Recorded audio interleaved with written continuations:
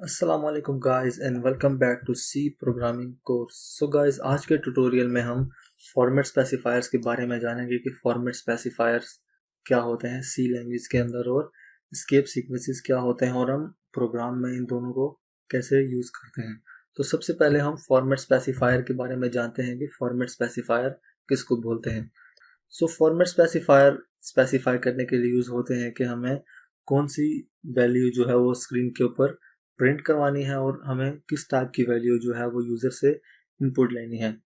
सो format specifier के concept को use करके जो कंपाइलर होता है वो अंडरस्टैंड करता है कि किस तरह का डेटा टाइप का वैल्यू हमने यूज़र से इनपुट लेना है यूजिंग स्कैनफ फंक्शन, जो हम इस ट्यूटोरियल में देखेंगे कि यूज़र से इनपुट कैसे ली जाती है यूजिंग फॉर्मेट स्पेसिफायर्स, और हमने कौन सी वैल्यू जो है वो प्रिंट करनी है यूजिंग प्रिंट एफ फंक्शन। जो कंपाइलर होता है वो फॉर्मेट स्पेसिफायर को मद्देनज़र रखते हुए इन चीज़ों को डिसाइड करता है।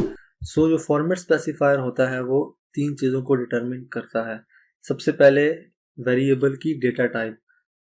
सबसे पहले जो फॉर्मेट स्पेसिफायर होता है वो चेक करता है कि जो वैल्यू हम इनपुट ले रहे हैं या आउटपुट कर रहे हैं स्क्रीन के ऊपर उसकी डेटा टाइप क्या है, फिर उसके मुताबिक फॉर्मेट स्पेसिफायर यूज़ किया जाता है। उसके बाद जो दूसरी चीज़ डिटरमिन करता है वो होती है field width. So field width होता है the numbers of columns use to display a value on the screen. So जो नंबर ऑफ कॉलम्स यूज़ किए जाते हैं किसी भी वैल्यू को डिस्प्ले करने के लिए उनको फील्ड विथ बोलते हैं। और जो तीसरी चीज़ होती है वो format of the value check करता है कि वैल्यू का फॉर्मेट क्या है, क्या वो इंटीजर है, कैरेक्टर है, या फिर कोई स्ट्रिंग है, या फिर फ्लोटिंग पॉइंट नंबर है। सो ये कुछ फॉर्मेट स्पेसिफायर्स हैं जो डिफरेंट डेटा को प्रिंट करवाने के लिए या फिर इनपुट लेने के लिए यूज़ किए जाते हैं। सो गाइस, अब हम कोड के ज़रिए फॉर्मेट स्पेसिफायर को समझते हैं कि फॉर्मेट स्पेसिफायर किस तरह यूज़ किए जाते हैं। सबसे पहले हम इंटीजर के लिए देखेंगे कि इंटीजर के लिए कौन सा फॉर्मेट स्पेसिफायर यूज़ होता है, और देन फ्लोटिंग पॉइंट के लिए। तो हम यहाँ पे दो वेरिएबल बना लेते हैं, एक इंटीजर टाइप का इंट नंबर, और इसको हम 20 के इक्वल कर लेते हैं, और एक हम फ्लोटिंग पॉइंट नंबर ले लेते हैं, फ्लोटिंग नाम इक्वल्स 3.14। आप कुछ भी वैल्यू ले सकते हैं। तो उसके बाद हम स्क्रीन के ऊपर इनको प्रिंट करवाते हैं, the value of integer is. So जो स्ट्रिंग इंटीजर के लिए जो फॉर्मेट स्पेसिफायर यूज़ होता है वो यूज़ होता है %d। हम फॉर्मेट स्पेसिफायर से पहले जो सिंबल यूज़ होता है उसके लिए % लगाते हैं, तो हम %d, देन यहाँ कॉमा और फिर वेरिएबल का नाम। तो इससे कंपाइलर को पता चल जाएगा कि ये एक इंटीजर टाइप का जो नंबर है वो प्रिंट करवाना चाह रहे हैं आउटपुट के अंदर। तो फ्लोट के लिए भी हम इस तरह लिख लेते हैं,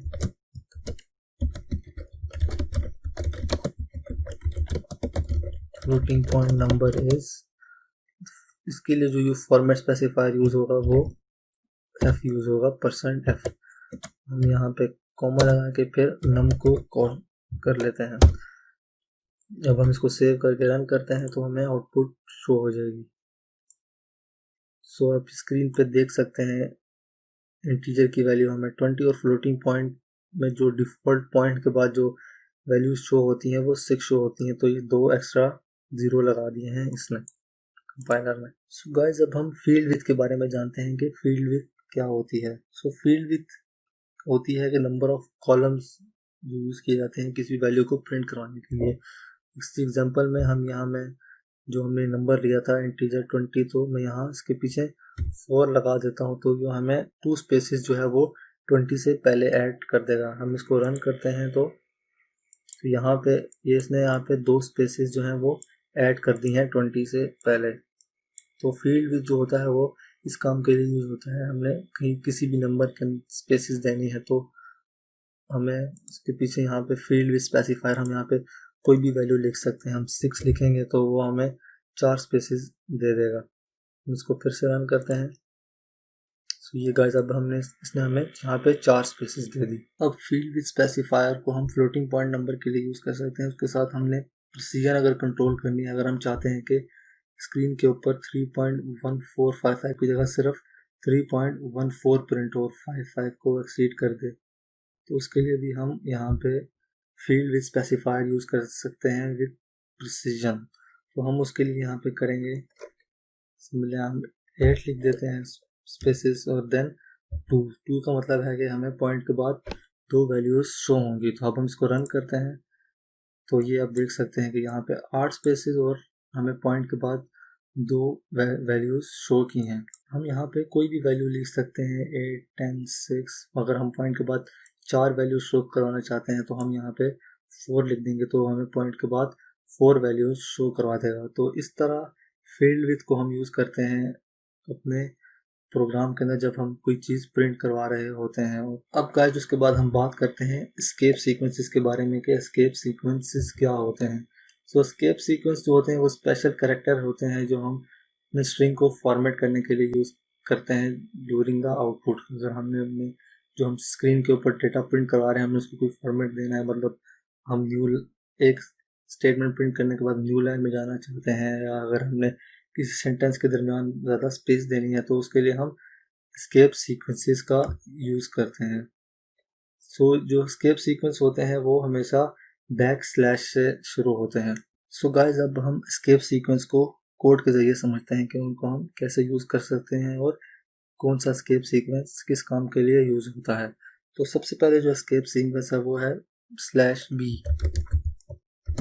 जो /b होता है वो उसका मतलब होता है बैक स्पेस। सो जहाँ पे हम ये बैक स्पेस यूज़ करते हैं तो जो इससे पिछला लेटर होता है ये इसको डिलीट कर देता है। फॉर एग्जांपल हम यहाँ पे एग्जांपल लिखते हैं हेलो, देन उसके बाद बैक स्पेस वाला स्पेसिफायर यूज़ करते हैं /b देन वर्ल्ड। जब हम इसको आउटपुट हम स्क्रीन पे आएगी वो हेलो वर्ल्ड नहीं आएगी, जो बैक स्पेस हमने लगाया है ओ के बाद, तो ये ओ को डिलीट कर देगा और हमें हेलो वर्ल्ड स्क्रीन पे शो होगा। तो अब इसको हम रन करके देखते हैं, तो हमें ये स्क्रीन पे हेलो वर्ल्ड शो हो गया, इसने ओ को डिलीट कर दिया।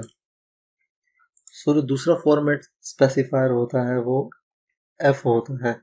यह ब्लैंक स्पेस इंसर्ट करने के लिए यूज़ किया जाता है, तो हम इसको यूज़ करते हैं यहाँ पे एफ। तो ये दरमियान में एक ब्लैंक स्पेस ऐड कर देगा इस तरह क्वेश्चन मार्क डाल के। तो उसके बाद अगर हमने न्यू लाइन में जाना है, हम यहाँ पे इसको एक बार फिर प्रिंट करवा लेते हैं। अगर हम चाहते हैं कि दोनों अलग अलग लाइन में प्रिंट हो तो हम यहाँ पे /n लगा देंगे, तो ये नेक्स्ट लाइन में प्रिंट करवा देगा इस तरह। उसके बाद हम चाहते हैं कि इनके दरमियान हेलो वर्ल्ड के दरमियान एक टैब की स्पेस आनी चाहिए, तो हम यहाँ पे /t यूज़ करेंगे, तो उससे हमें यहाँ पे एक टैब की स्पेस मिल जाएगी। यहाँ पे हमें एक टैब की जो है वो हमें स्पेस मिल गई है। सो गाइज आज के ट्यूटोरियल में हमने एस्केप सीक्वेंसेस और फॉर्मेट स्पेसिफायर के बारे में जाना। मिलते हैं नेक्स्ट वीडियो में, तब तक के लिए अपना ख्याल रखिए। अल्लाह हाफिज़।